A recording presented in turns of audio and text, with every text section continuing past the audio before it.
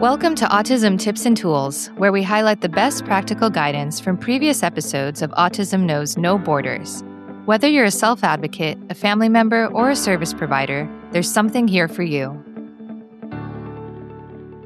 I'm Rachel Harmon, a professional in the field of autism services, outreach, and advocacy, and the following clip is from my conversation with Autistic Self-Advocate Livia Sara.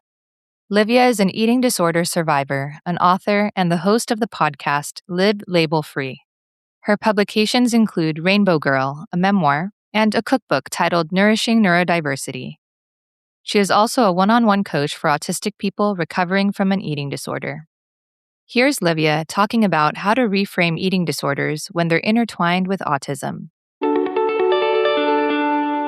I think, first of all, it's really important to learn how to disentangle the autistic traits from eating disorder behaviors, because that was a huge, unknown barrier for me. And that's why I think, the professional treatment, like I said, it was mentally traumatizing, because the professionals basically told me, all these preferences you have around food and that you need structure around food and that you need the predictability around food.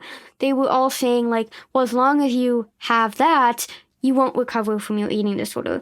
And for me, discovering the autism was wow, my desire for predictability and structure and routine, these are just my preferences in all areas of my life. So why wouldn't they also be preferences around food?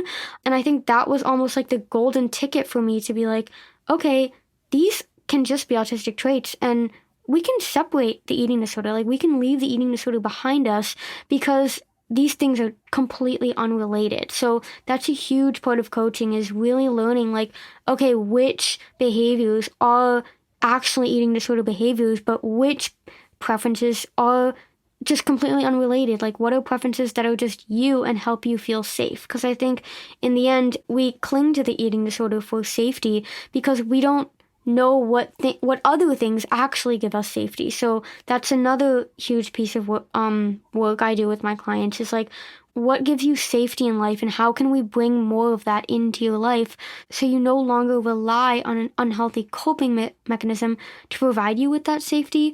And I'd say, when it comes to distinguishing the eating disorder behaviors from the autistic traits, it all comes down to the intention behind the behavior. So, for example, a big one in treatment, which just looking back can make me so angry, because I now know that was definitely not an eating disorder behavior. It was that whenever we would go to a restaurant or go out to eat, I always needed to know the menu beforehand, so I could plan what I was going to have and knew that everything would be okay, kind of thing, and could kind of mentally prepare for how it was going to taste and how I would experience that thing. But in treatment, they'd say oh, well, you wanting to know in advance, that's an eating disorder behavior. And I was no, it isn't. But of course, I didn't know about the autism. So I was I know it's not an eating disorder behavior, but I don't know what it is. So yeah, I think that's just a huge problem in the eating disorder treatment, is that there's not really much awareness for autism. So going back to the restaurant example, that needing to know the restaurant in advance, that can be an autistic trait because, we desire the predictability. But on the other hand, it could also be an eating disorder behavior if the intention behind it was, I need to know that they have the lowest calorie thing.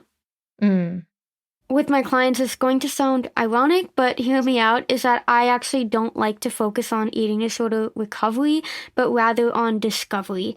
One of my favorite quotes is, where your attention goes, energy flows. And I think when you're focused on recovery, especially with the autistic perfectionistic nature, we get so focused on, am I doing recovery right? Would a person in recovery do this? And then they get obsessed with watching YouTube videos and going on social media and following other recovery accounts to make sure that they're all on the same path, kind of thing. But I think that keeps us trapped in almost this, if you see living in an eating disorder as the USA and being recovered as Europe, you need to cross the ocean. And I almost see recovery as being that ocean that you need to swim through, basically.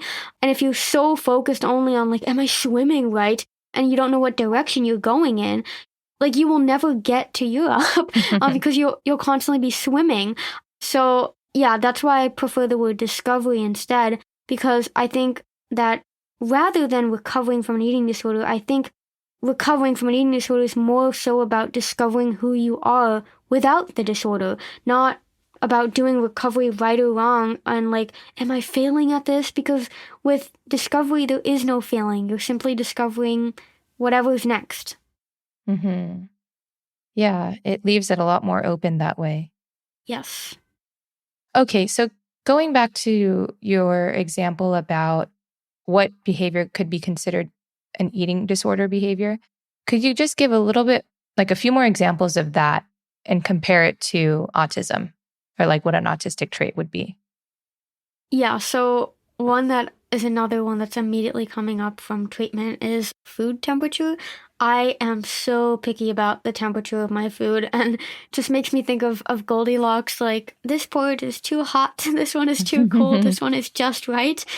Yeah, in the treatment centers, always, it was, you can only microwave your food one time, and if it gets too cold, well, too bad, you have to then eat it. Or they would serve things like lukewarm, and I'd be like, no, this is not okay. It either has to be cold or it has to be hot. Like, I'm super sensitive to just the temperature of my food. And they would always just say if I wanted to microwave something because I wanted it to be hotter, oh, that's an eating disorder behavior. You're just trying to delay the food. You're just trying to delay eating. But I now know, like, that is totally an autistic trait because, like, the amount of times I use my microwave, it's like actually insane. Because I'm like, I need to get the food to be just right. And I mean, a lot of autistic people have this thing with temperature preferences. Like, one of my clients actually, like, they just feel really more comfortable eating food that's cold. So they will often just anything and everything just in the freezer for a brief moment so that it'll be really cold. Whereas for me, I'm more of a person who just likes eating food hot. So yeah, I will microwave my coffee so many times in the morning. I can relate to that.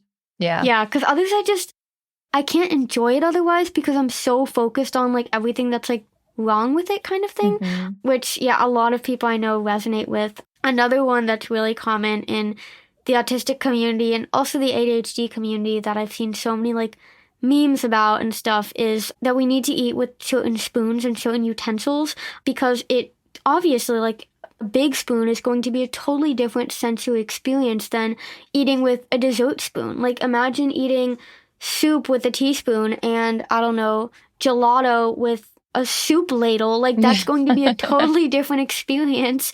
So I think that is a huge one that autistic people are so picky about. So many of my clients, when they travel, they're like, I've got my own cutlery set with me, so I know that I can eat and feel safe. And that would have definitely been called an eating disorder behavior, before the autism diagnosis. And they would have said, oh, the fact that you're eating with a small spoon, you're just trying to take smaller bites so you can eat more slowly and this kind of stuff. That could be the intention. But again, that word intention is so important. Like, are you eating with a small spoon because you really do want to delay the eating experience? Or are you eating with a small spoon because sensory-wise, that actually makes it easier to eat? Thanks for tuning in to Autism Knows No Borders. Would you like to know what eating disorders can be linked to autism and hear Livia's tips for autistic people recovering them? Follow the link in the show notes for the full conversation, and be sure to subscribe for more stories from people connected to autism, inspiring change and building community. Let's work together to transform how the world relates to autism. Thanks for listening. Take care.